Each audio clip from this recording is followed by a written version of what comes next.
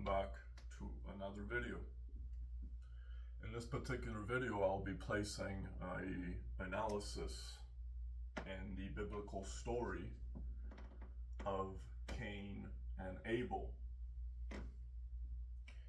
In this particular story, we essentially find the root source of jealousy, which from jealousy we then see the rise of two sets of minds within each individual. And in this two sets of mind within each individual, we then see how the story essentially can be taken. Now, in the story of Cain and Abel, Cain is the firstborn son of Adam and Eve. We find then that Eve says, "With the help of the Lord, I have brought forth a man." And then she later gives birth to her second son, being Abel. Now, in the story regarding the roles within their own realm,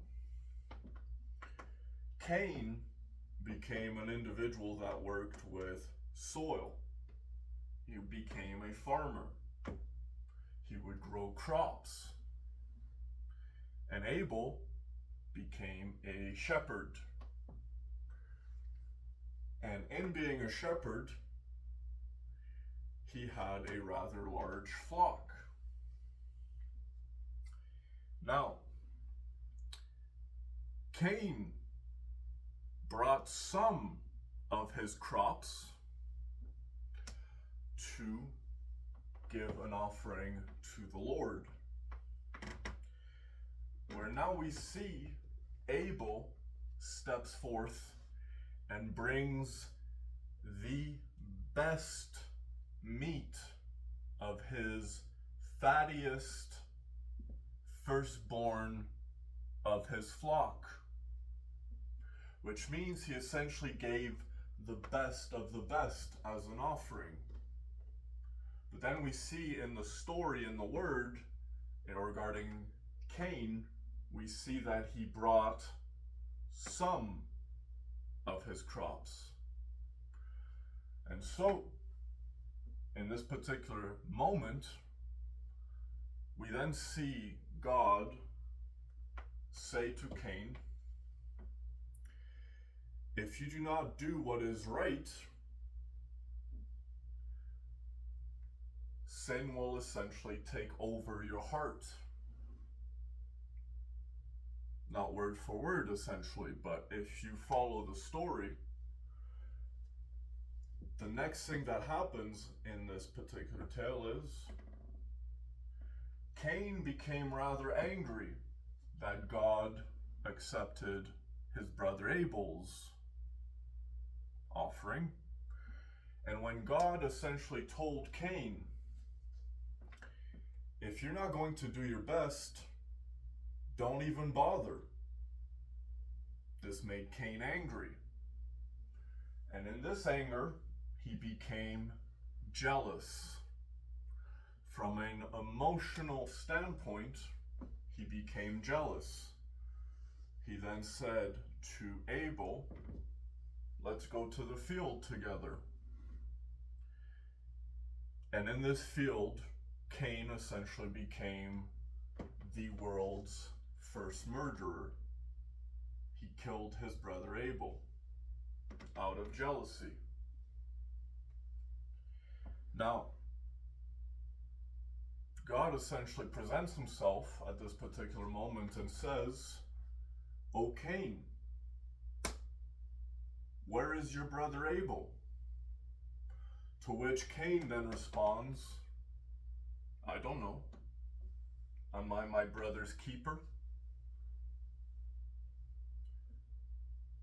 We then see a punishment because God knew very well what essentially happened here.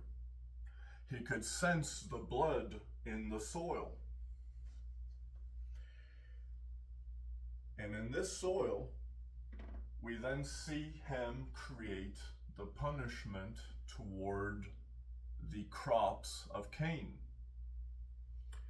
He essentially makes it so that anytime Cain seeks to grow crops, the land would essentially become barren. In exchange of this punishment, Cain then replies to God and says, "My Lord, I cannot bear this punishment." In this particular moment, God is faced with making a decision on a logical perspective. I can't overload you because you simply just don't or won't do your best. That's not essentially what God said, but in the analysis, we then see God give Cain a lesser punishment. He gives Cain a mark upon his body. And from this mark, we then see that Cain essentially becomes punished to be a wanderer. And being a wanderer, Cain then says, as a wanderer, everyone that knows of this will want to come and kill me. So this is where God places the mark, essentially. In exchange to prevent Cain from being killed or punished, God essentially marks his body with a brand so that he may be recognized by this particular mark. Call it a tattoo of sorts, if you wish. And upon this mark, any individual that would see particular brand, tattoo, etching, a mark. Upon seeing this particular mark, individuals would then veer away from choosing to kill Cain because they would know this is him. And in knowing this is him, you would then know that God would not allow you to kill him. Hence why he placed the mark, so that he may then wander on for eternity. We then see Cain essentially say, I have no more place here, and so I will travel to the land of Zod. Now, what is the land of Zod? In Hebrew, Zod essentially means a dream. And in the land of Zod, we essentially see that Cain is living his dream.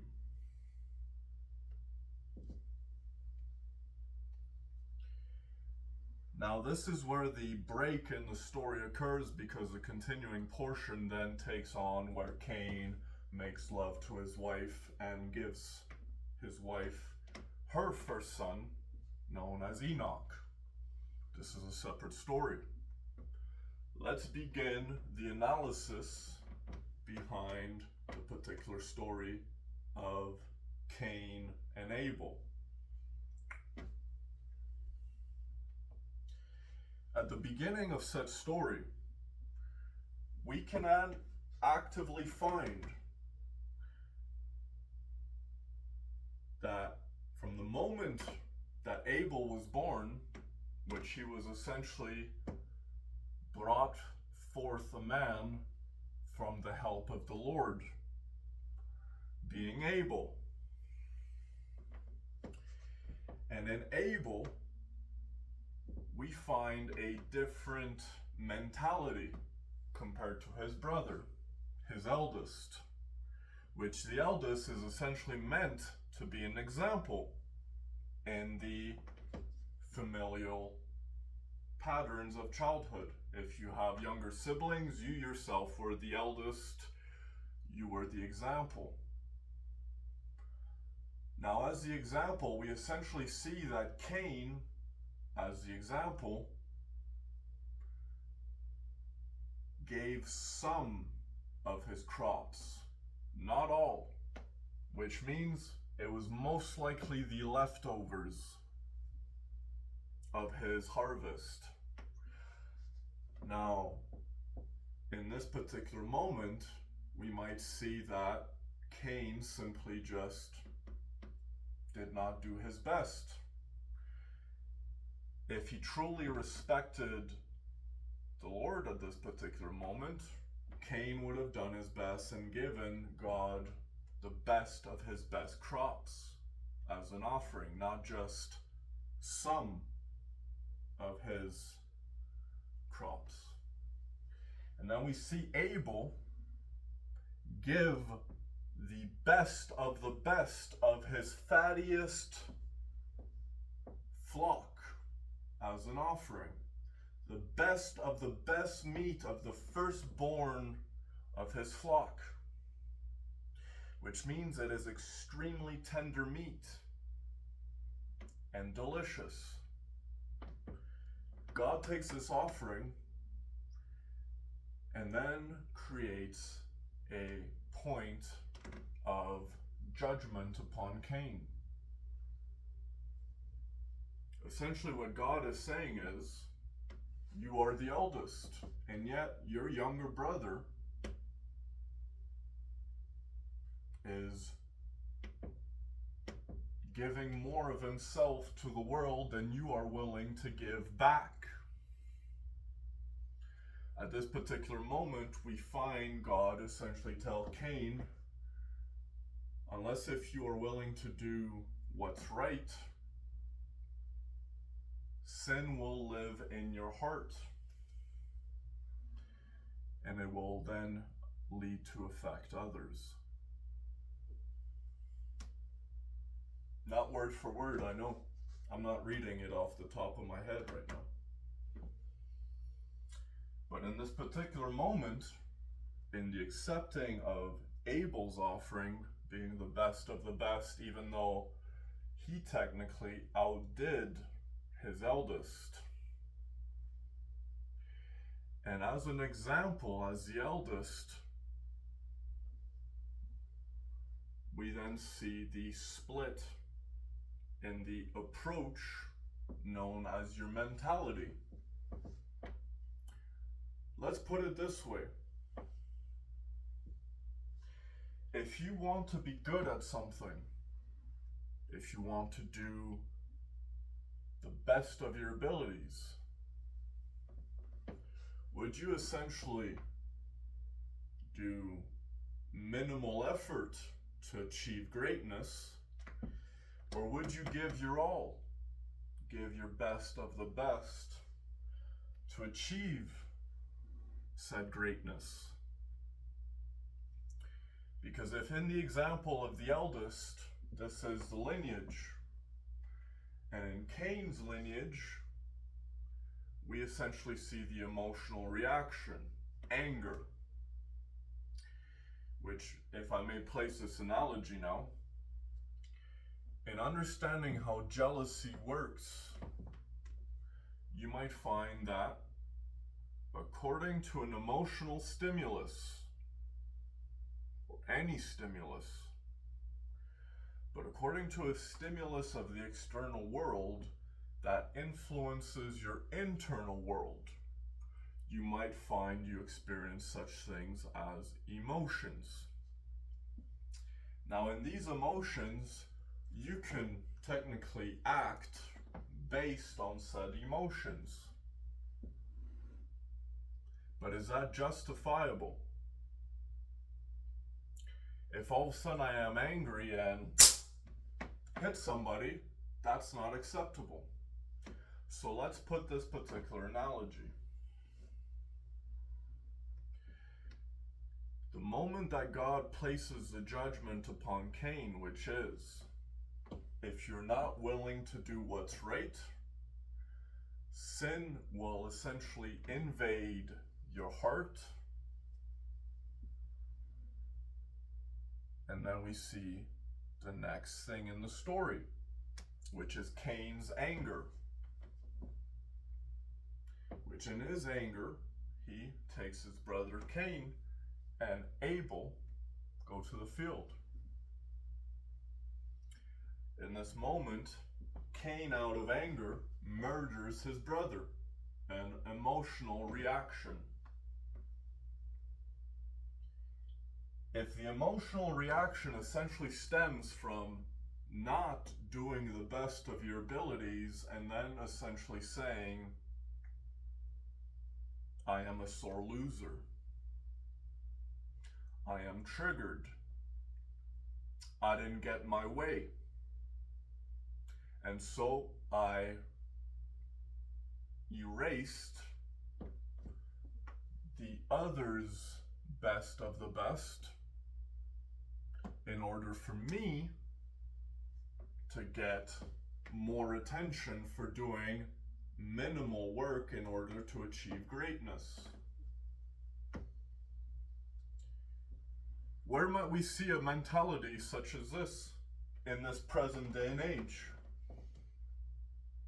We find it in workspaces, we find it in university campuses, schools, on and on and on, which essentially leads to this particular statement.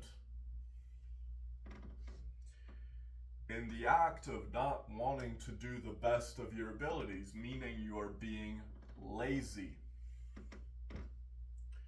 In the act of being lazy, you might see you are following what is known as temptation. Taking the easy way out, which can essentially cause you to become crippled in your life, resulting in the name Cain. Why might not doing your best, or essentially being lazy, cripple your ability in life?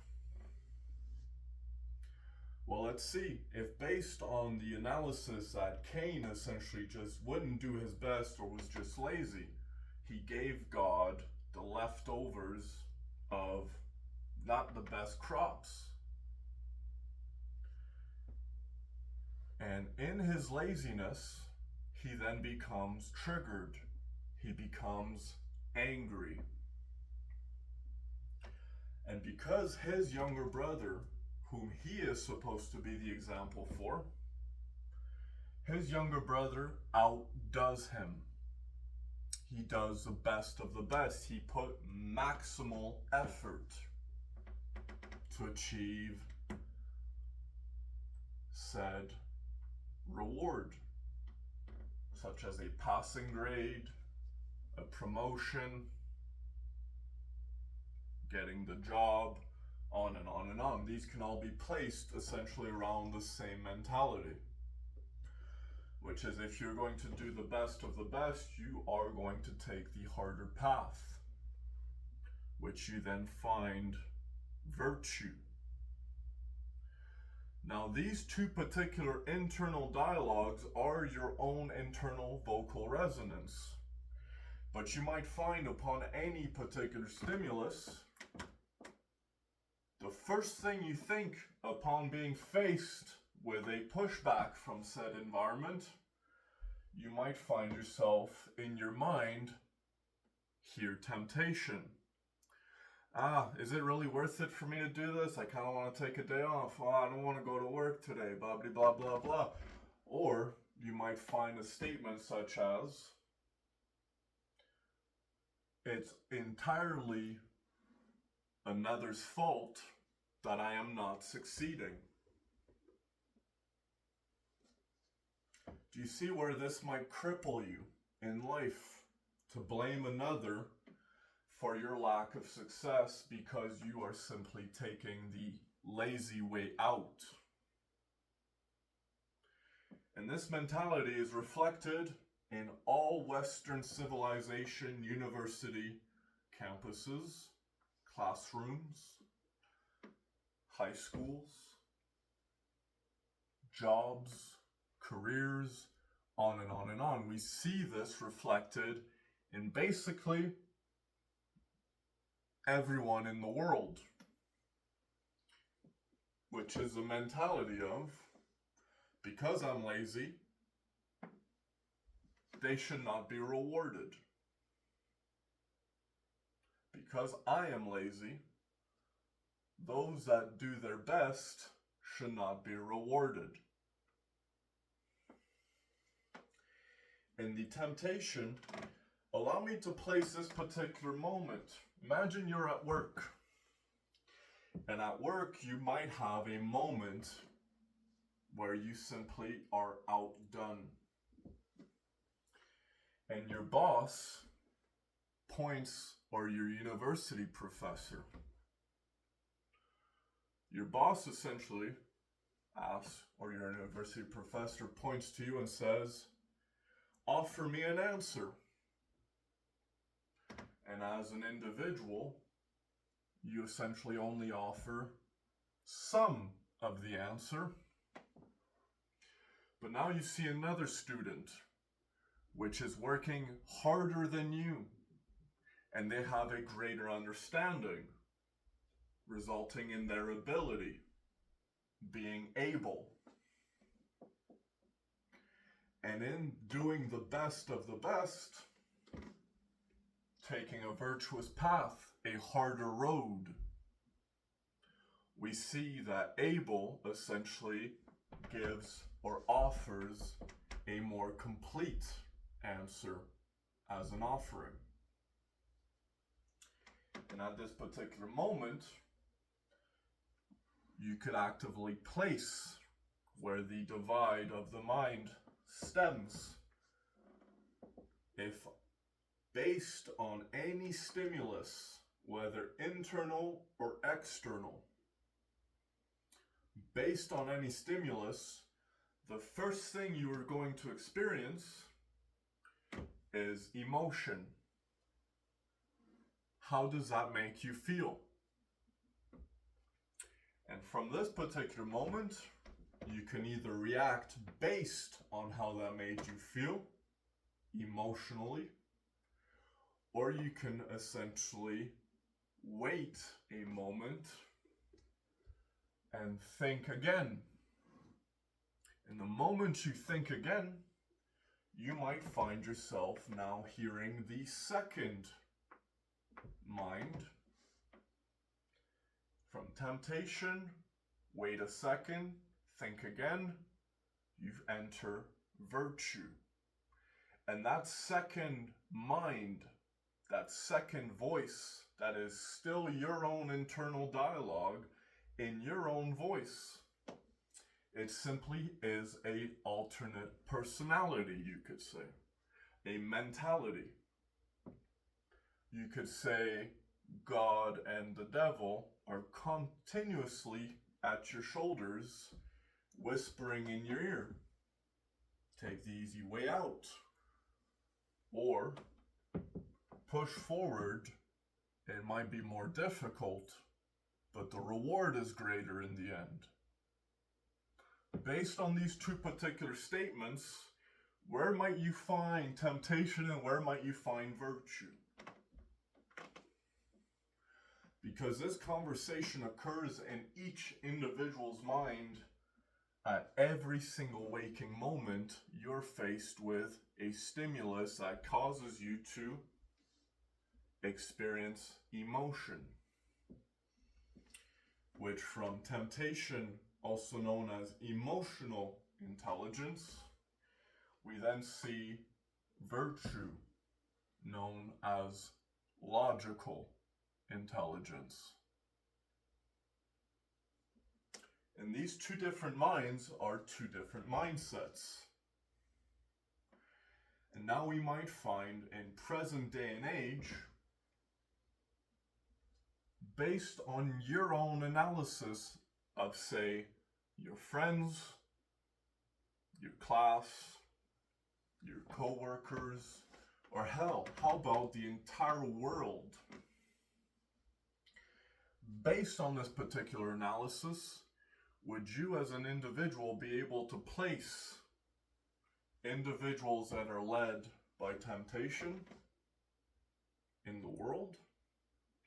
And would you be able to place individuals that are led by virtue in the world? At this particular divide in the two minds that each individual obeys, and you might say, I don't have two minds, and yet you have two opposite hemispheres within your brain. In the development of your prefrontal cortex as an individual, you might find that emotional reactions cause the frontal cortex to essentially grow to greater proportion. The more I react emotionally, the more my emotional cortex, known as the frontal cortex, then develops. But the more the frontal cortex develops, the more irrational or emotional I will react to the world. We then see a logical intelligence. A logical intelligence is essentially the moment you can take said emotion and detach from it, gaining a perspective. Well, this was a hard thing to do. I didn't want to do it. Now that I detach myself from the emotions, I may have a solution known as virtue. Now I want you to try something as an example,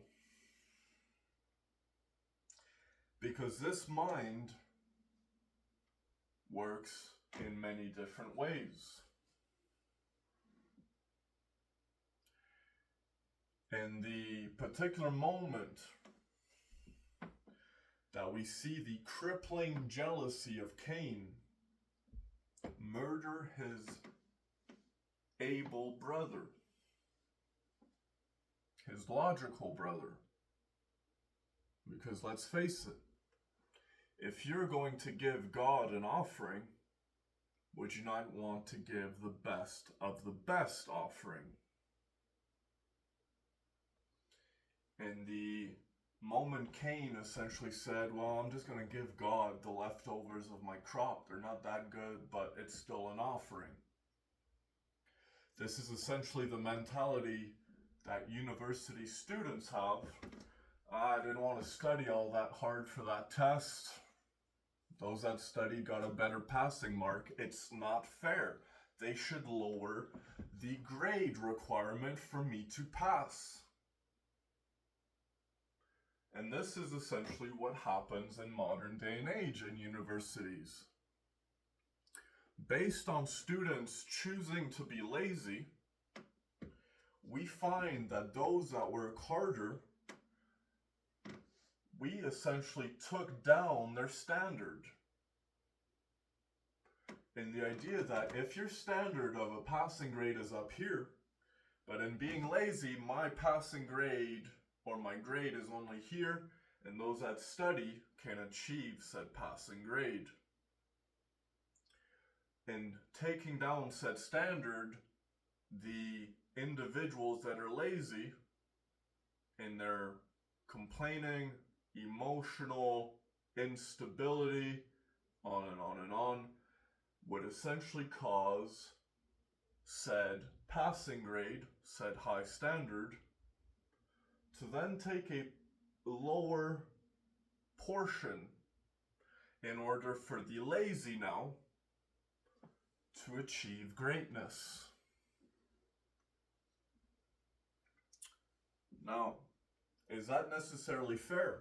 No, because we have just killed the ability of able individuals.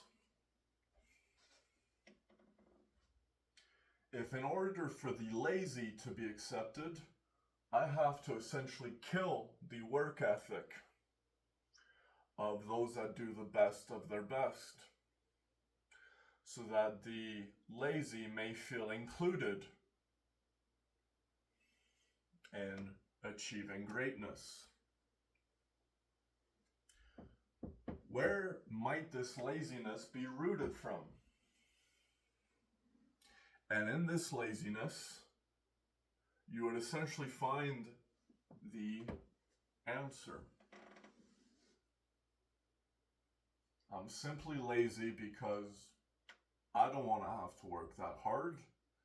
And those that work that hard should not have to work that hard in order for me to be seen as better than them. And this mentality essentially degenerates everything around you. Hence the current state of the world in Western civilization under the popular rise of leftist ideology. We essentially gave lazy individuals a get-by-free card. Oh, I'm too lazy to study. I wanted to party. Meanwhile, the individuals that stayed up all night solving these particular questions, giving answers, offering their best of their best. At that particular moment, we then see this jealousy kill said mentality. And in leftist ideology, we then see the rise of equity, equal opportunity of outcome, not equal opportunity starting from. Which means an equity, an equal opportunity of outcome, whether I say get 99% or if I get 60%, I will still pass. The question remains now is, if you achieve 99% and you passed, and the lazy passed with a 60 because we have lowered or killed the standard, the mentality giving rise to your greatness, to your success. At that particular point, you could actively see the more we pursue equity, essentially we are telling people, whether you try or don't, you are just as good. Which begs the question and moral compass of today's society. Have you noticed, I would say maybe since, once again, the rise of the liberal government, the leftist ideology, even in children, we got rid of winners. There's no such thing as winning anymore. You all get participation trophies. Good game, y'all. Good game. Good game. Good game. But in this particular moment, if you don't have a winner, how do you know what success feels like? Because if you can't differentiate losing from winning, how do you know what success feels like? And we essentially have created a society of losers.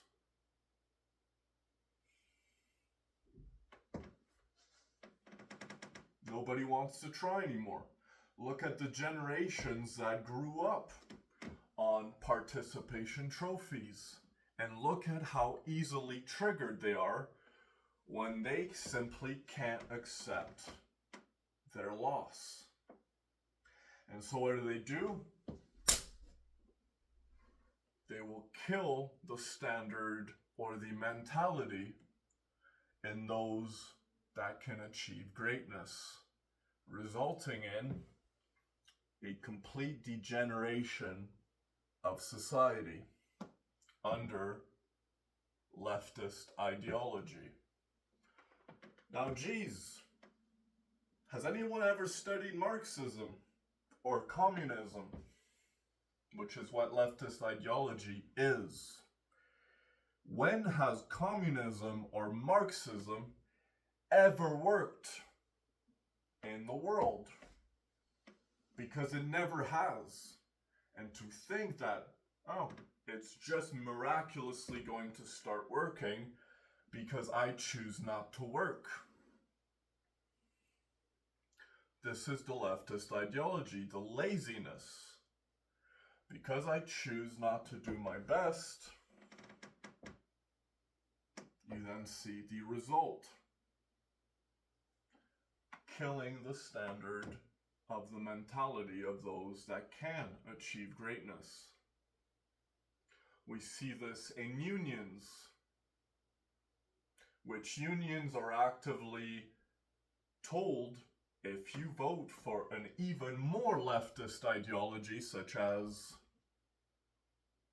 the NDP.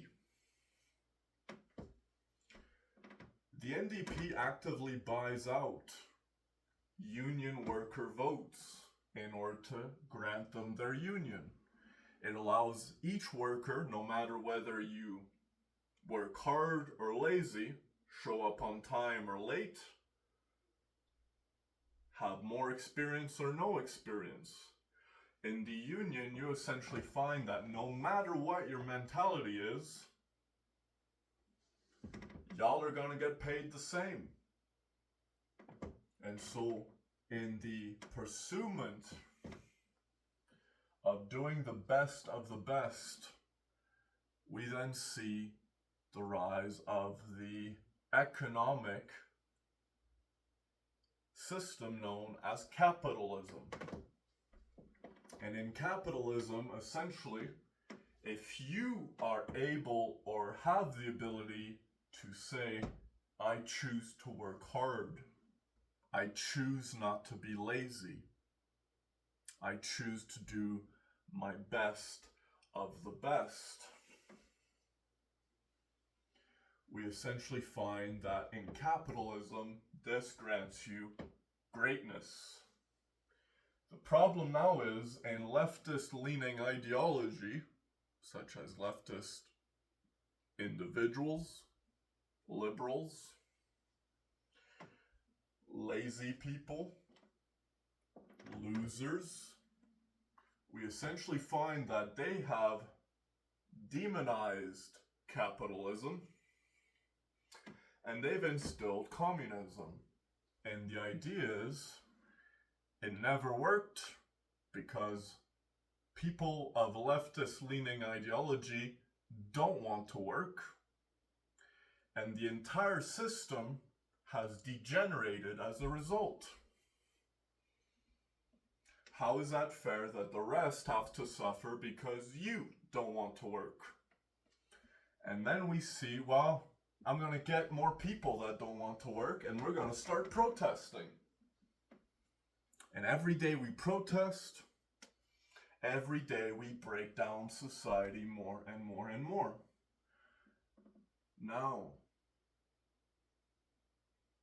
people are people, and a human life has rights, which means out of anger, which you as a right-wing Republican conservative folk right now might be rather angry towards said leftist, communist losers, because they are not carrying their weight in society, and you as a hardworking person have to double your workload in order to carry these losers around, in order for them to get their universal income so that they may not have to work. And whether you work or don't, the outcome is the same. If you work, you don't get universal income, and if you don't work, you get universal income. If you work, said universal income cancels out in your taxes, And no matter how much money you earn by working hard, the harder you work, the more you are taxed, the less money you have. Essentially, whether you work or not, you make the same amount of money. Sounds great, doesn't it? If you're lazy. But in the idea of creating oppression, everybody has a role. And if the idea of creating oppression is simply losers saying, I'm just a sore loser, hence why I vote leftist, because I don't want to work. I'm too lazy to want to work. This is why I vote leftist. So that the community is responsible for my success, known as communism. Whereas in capitalism, you are responsible for your own success. What sounds like a better option? It depends on, once again, the way you are using said system. Now, if you'd like to follow some basic leftist and right-wing concepts, then allow me to invite you in this next section of the talk. Imagine now for a second that if I vote liberal, Democrat, I essentially award or reward others for the work that I do. Whereas if I work and I'm a conservative, right-wing Republican, I am rewarded for the work that I do, not others. And so you might find a different mentality. This is the two different minds that we all obey. Are you a left brain or a right brain? Because this essentially dictates your personality. But in the idea of simply just saying, we should all have it equal because I'm a loser and I don't want to do things the right way, we should all do it my way. Hence, Marxism. Anyone who has studied the works of Karl Marx would realize how much of a loser he was. He didn't want to do anything with his life except party, essentially. And this is where we see the rise of all these Marxists, individuals that just want to party all the time. Sounds fun. Let me know when y'all need a ride home. Because the direction you're going at this particular rate, it's not looking good. Thank you.